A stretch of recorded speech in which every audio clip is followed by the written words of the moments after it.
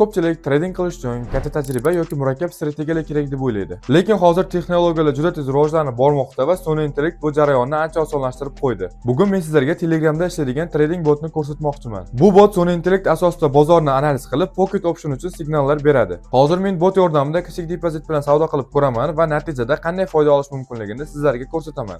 Natija sizlar uchun albatta qiziq deb o'ylayman va shuning uchun videoni oxirigacha tomosha qiling.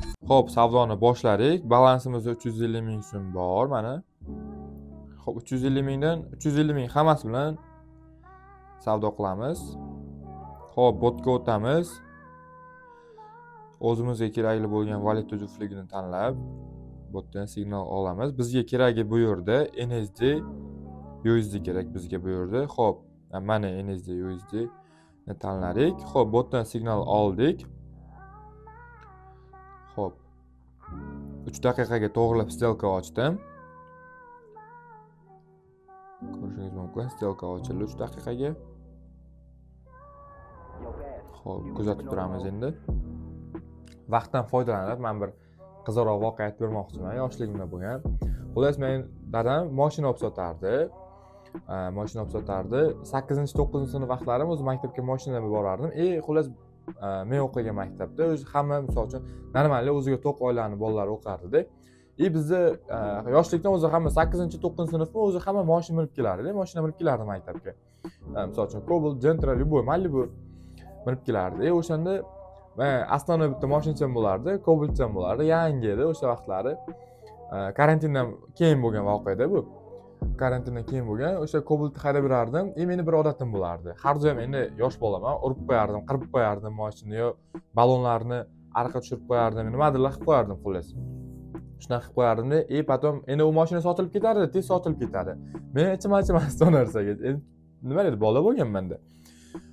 Xo'p, keyin men o'zi kamdan-kam dadam bilan birga ovqatlanib qolardik. O'sha ovqatlanganda so'rardim-da, misol uchun 213 Cobalt nima bo'ldi? 213 mashina nima bo'ldi, raqamli mashina? Dadam aytardi, sotilib ketdi yo nimadir.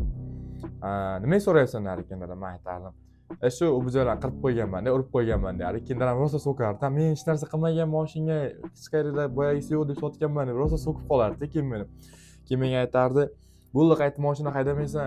Xullas urushardi, rosa jahli chiqib urushar ekan, ayamga ham aytib berardi-da, urushardi. Qara mashinalarga teginmasin derdi-da.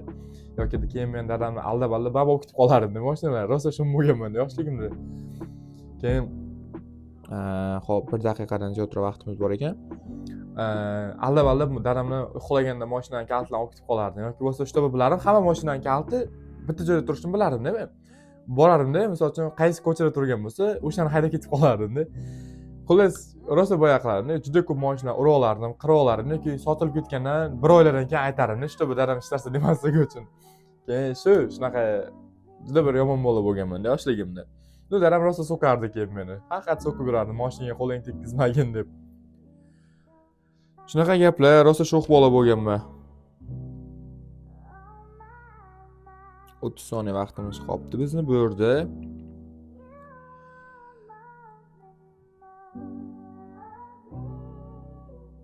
Endi aytishingiz mumkin, to'g'ri, misol uchun endi urmay haydasam bo'ladi deb. Men endi yosh bola bo'lganman-da, u vaqtda 15 yosh bola bo'lganman, 8-sinf bolasi. Va urib olardim, qirib olardim.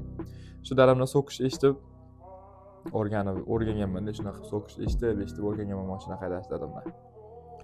Xo'p, kuzatib turamiz bu yerda bizni.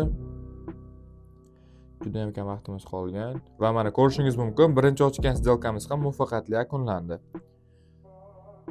350 mingdan 644 mingga chiqardik shotni, balansni. Xo'p, botdan signal oldik. Sotishga yana 1 daqiqalik signal berdi botimiz. Xo'p, ko'rishingiz mumkin, birinchi stelka muvaffaqiyatli yakunlangan. Ikkinchi stelka ochildi. U Cobaltdan tashqari ham keyin endi yurakda qolgan mashinalar bo'ladi, esingizda qolgan. Menda bitta qora Gentra bo'lardi, avtomat emas edi, lekin eng yomon taraf avtomat emas, mexanik edi-da u. Mexanik edi. O'sha vaqtlari adashmasam qora Gentra juda ham topga chiqqan vaqtlar edi-da. Endi men boshqa mashinalarga tonirovka urdirib yurardi, dadam. Keyin xullas mana bunaqa bo'lgan. O Gentraga ham qiziq, men ham urdirganman, lekin o Gentraga ruxsat olmagan bo'lganman-da. Xullas mana bunaqa bo'lgan. Dadam e'tibor bermagan bo'lgan, tonirovkasi yo'qligiga Xullas bir marta haydab ketayotgan vaqtda gayaga tushganda juda katta shtraf to'laganda o'shanda ham juda katta so'kish eshitdim. Juda katta debman, juda yomon so'kish eshitganman dadamdan. Nimaga tonirovka ko'rdirasan deb, ruxsat yo'q mashinaga deb rosa so'kkan dadam meni o'shanda ham. Xo'p, bizni juda ham kam vaqtimiz qoldi bu yerda. Hozir davomini aytib beraman. Xo'p, ikkinchi ochgan stelkamiz ham muvaffaqiyatli yakunlandi. 350 mingdan 900 mingdan ziyodroq qildim balansni. Xo'p, bot signal berdi yana sotishga. Sotib olishga signal berdi. Uzr, adashib ketdim men ham. 1 daqiqalik signal edi. 1 daqiqaga to'g'rilab stelka ochdim. Xo'p, xullas shu. Endi adam e'tibor bermagan bo'lgan. Hamma mashina tonirovka bor, bunga e'tibor bermagan. Esida bo'lmaganda bu ruxsat yo'qligi. Xullas o'shanda o'sha vaqtlari bunaqa arzon emas edi, hozirgidek ruxsat yo'q edi-ku. O'shanda по-моему 10 millionmi shunaqa shtraf to'laganda o'shanda yomon so'kkanda, juda o'shandan keyin adashmasam bir 2 oygacha mashina haydamay ketgandim, qaytib bermagandim mashinani qaytib menga dadam o'shandan keyin. Juda katta yomonchilar qilganman dadam shu so'kib urardi har doim. Zato endi qaytarib beryapman men o'sha ishlatgan pullarni endi qaytarib beryapman. Hozir pul topib o'zim ham. Zato qaytaryapman-ku, kech bo'lsa ham. Xo'p, bizning 10 soniyadan kamroq vaqtimiz qoldi. 9, 8, 7, 6, 5, 4, 3, 2, 1 va mana ko'rishingiz mumkin. 3-ochgan stelkamiz ham muvaffaqiyatli yakunlandi. 1 million 200 mingdan oshirdim balansni. Xo'p, botdan signal olamiz. O'tgan videoda ham aytdim, botimiz saxiyligi tutib qolsa, shunaqa 2-3 ta signal oldindan beradi deb. Lekin biz o'shanda birinchi bergan signal bo'yicha stelka ochamiz va men ham bu yerda ko'rishingiz mumkin.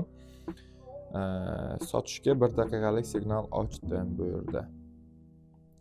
Keyin ko'p so'rashyapti Telegram kanalimizda ham bizdan, to'g'riroq mendan ko'p so'rashyapti Telegram kanalida ham. Litsenziyasi bormi? Albatta, Pocket Option, men yana aytaman, Pocket Option litsenziyasi bor. Mировой reytingdagi platforma bu. Milliondan ziyod odamlar, bir necha milliondan ziyod emas, adashmasam 2,5 millionmi shunaqa odam ishlatadi dunyo bo'yicha buni. Litsenziyasi bor. Litsenziyasi bo'lmaganda 2,5 million odam, o'zlaringiz ham bilasizlar, juda katta son ishlatmagan bo'lar edi. Xo'p, kuzatamiz savdoni bu yerda. Ochgan stelkamiz. Qani, bu stelkamiz qanaqa natija bilan tugar ekan. Xullas shunaqa gaplar. Pocket Option'ning litsenziyasi bor, bemalol ishlatsa bo'ladi buni. Xo'p, ko'rishingiz mumkin bu yerda bu ochgan stelkamiz ham muvaffaqiyatli yakunlandi. Botdan signal olamiz.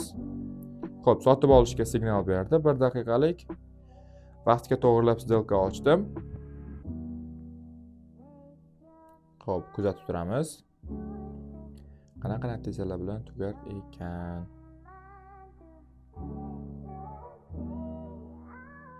Qirq soniyadan kamroq vaqtimiz qoldi bizni bu yerda. Agar iloji bo'lsa, sizlar ham kommentariyaga birorta qiziq voqeani yozib ketingizlar, o'zlaringizning hayotlaringizda bo'lgan. Endi hammada har xil narsa bo'ladi yoshlikda.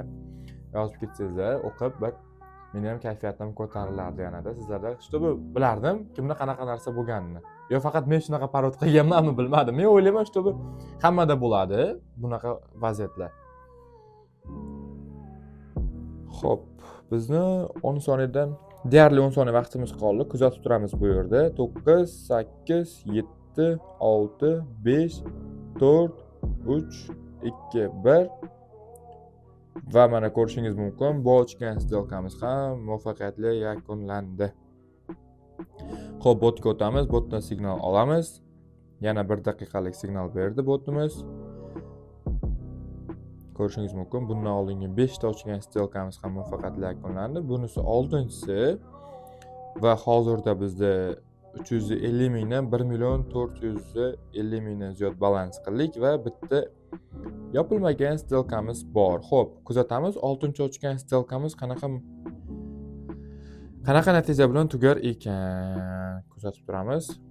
30 soniyadan kamroq vaqtimiz qoldi. Kuzatib turamiz.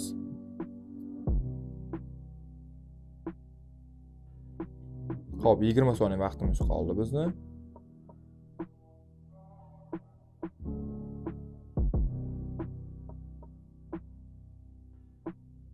10 10 soniya vaqtimiz qoldi bizni. 9, 8, 7, 6, 5, 4, 3, 2, 1